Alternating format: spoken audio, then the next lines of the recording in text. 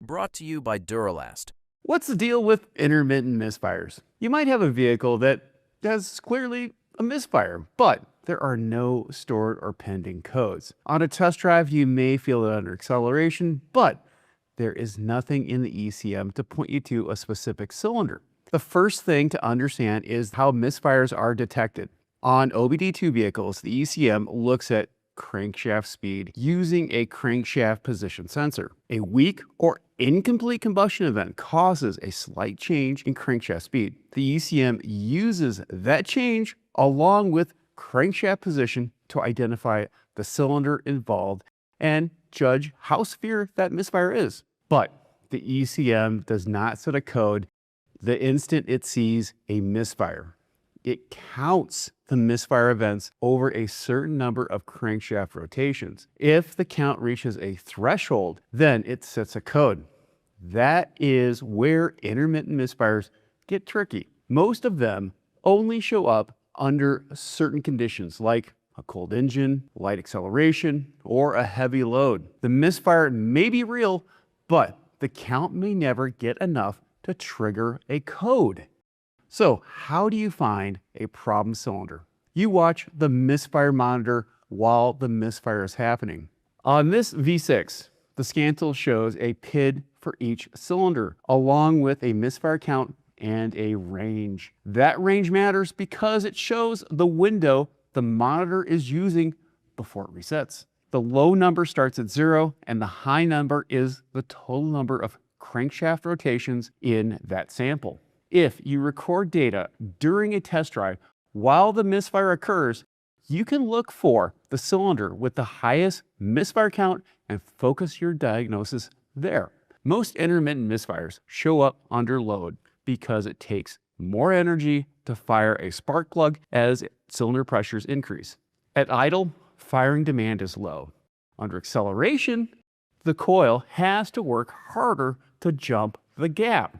If the plug gap is too wide, the coil is weak, the fuel delivery is off, or the airflow into the cylinder is unstable, the engine may misfire only under those conditions. This is why recording the misfire data during a test drive can help you to spot the misfiring cylinder or even spot a condition that is present in all of the cylinders. From there, you can focus your inspection and diagnostic efforts. Often, the cylinder with the most misfires is just the first to start to fail due to conditions that are affecting all of the cylinders.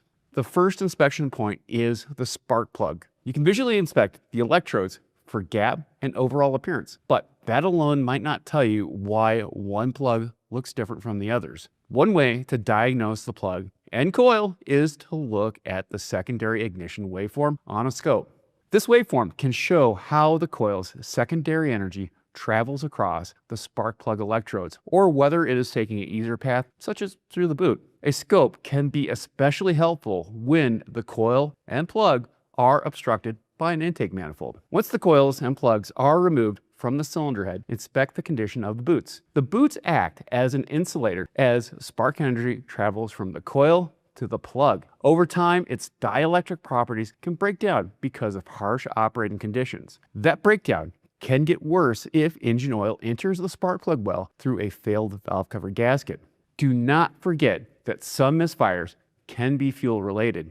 If an injector has damaged windings or is clogged, it may seem fine at idle, but as the engine loads increase, the injector may not be able to deliver enough fuel to the cylinder, or the spray pattern may be compromised. A visual inspection might reveal some problems, but additional testing is needed. The easiest check is to measure injector resistance with a meter, but a scope can show you much more. Watching how current saturates the windings and moves the pentle can reveal an injector's mechanical condition without removing it. This is especially important when diagnosing GDI injectors, which may operate at more than 200 volts and can be difficult to remove because they're in the cylinder head. The most important diagnostic tip in any of these tests is to compare the misfiring cylinder to ones with the fewest misfires. Also, take the vehicle on a test drive so you can experience the misfire or stumble yourself.